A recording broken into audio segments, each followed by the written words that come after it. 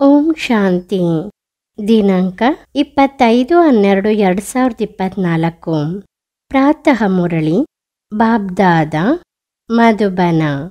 ಮಧುರ ಮಕ್ಕಳೇ, ಹೆಜ್ಜೆ ಹೆಜ್ಜೆ ಶ್ರೀಮತದಂತೆ ನಡೆಯುವುದು ಇದೇ ಹೈಯೆಸ್ಟ್ ಚಾರ್ಟ್ ಆಗಿದೆ. ಯಾವ ಮಕ್ಕಳಿಗೆ ಶ್ರೀಮತದ ಗೌರವ ಇದೆ ಅವರು ಮುರಳಿಯನ್ನು ಅವಶ್ಯವಾಗಿ ಓದುತ್ತಾರೆ. ಪ್ರಶ್ನೆ: ನೀವು ಈಶ್ವರನ ಮಕ್ಕಳ ಬಳಿ ಯಾವ ಪ್ರಶ್ನೆಯನ್ನು ಯಾರೊಬ್ಬರು ಕೇಳುವುದಕ್ಕೆ ಸಾಧ್ಯವಿಲ್ಲ. ಉತ್ತರ: ನೀವು ಮಕ್ಕಳ ಬಳಿ ನೀವು ಖುಷಿಯಿಂದ ಸಂತೃಪ್ತರಾಗಿದ್ದೀರಾ ಎಂದು ಯಾರೊಬ್ಬರು ಕೇಳುವುದಕ್ಕೆ ಸಾಧ್ಯವಿಲ್ಲ. ಏಕೆಂದರೆ ನೀವು ಹೇಳುತ್ತೀರಿ, ನಾವು ಸದಾ ರಾಜಿ ಆಗಿದ್ದೇವೆ ಎಂದು. ಬ್ರಹ್ಮ ತತ್ವದಲ್ಲಿರುವಂತಹ ತಂದೆಯ ಚಿಂತೆ ಇತ್ತು, ಅವರು ಸಿಕ್ಕಿದ್ದಾರೆ. ಉಳಿದಂತೆ ಬೇರೆ ಯಾವುದರ ಬಗ್ಗೆ ಚಿಂತಿಸುವುದು?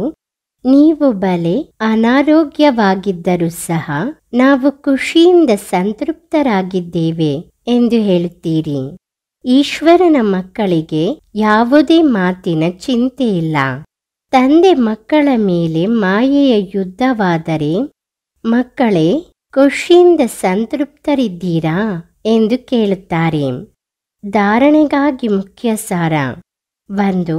ಡೆಡ್ ಸೈಲೆನ್ಸ್ನ ಸತ್ಯ ಆತ್ಮೀಯ ಯಾತ್ರೆಯನ್ನು ಮಾಡಬೇಕು. ಹಂಸೋನ ಮಂತ್ರವನ್ನು ಸದಾ ನೆನಪಿಟ್ಟುಕೊಳ್ಳಬೇಕು. ಆಗ ಚಕ್ರವರ್ತಿ ರಾಜರಾಗುತ್ತೀರಿ. 2. ಮನಸ್ಸ ವಾಚ ಕರ್ಮಣ ಬಹಳ ಶುದ್ಧವಾಗಿರಬೇಕು. ಒಳಗಡೆ ಯಾವುದೇ ಕೊಳಕು ಇರದಿರಲಿ. ಹೆಜ್ಜೆ ಹೆಜ್ಜೆಗೂ ಎಚ್ಚರಿಕೆಯನ್ನಿಟ್ಟುಕೊಳ್ಳಬೇಕು. ಶ್ರೀಮತದ ಗೌರವವನ್ನಿಟ್ಟುಕೊಳ್ಳಬೇಕು. ವರದಾನ: ನಿರ್ಮಾಣತೆಯ ಗುಣವನ್ನು ಧಾರಣೆ ಮಾಡಿಕೊಂಡು ಎಲ್ಲರಿಗೂ ಸುಖ ನೀಡುವಂತಹ ಸುಖದೇವ ಸುಖ ಸ್ವರೂಪ ಆಗಿರಿ. ತಾವು ಮಹಾನ್ ಆತ್ಮಗಳ ಚಿಹ್ನೆ ನಿರ್ಮಾಣತೆ ಆಗಿದೆ. ಎಷ್ಟು ನಿರ್ಮಾಣರಾಗಿರುತ್ತೀರಿ ಅಷ್ಟು ಸರ್ವರ ಮೂಲಕ ಗೌರವ ಪ್ರಾಪ್ತವಾಗುತ್ತದೆ.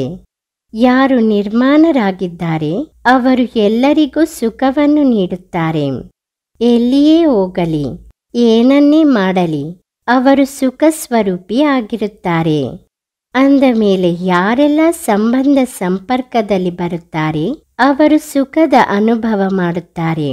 ಆದ್ದರಿಂದ ತಾವು ಬ್ರಾಹ್ಮಣ ಆತ್ಮಗಳ ಗಾಯನ ಸುಖದ ಸಾಗರನ ಮಕ್ಕಳು ಸುಖ ಸ್ವರೂಪ ಸುಖದೇವ ಎಂದಾಗಿದೆ.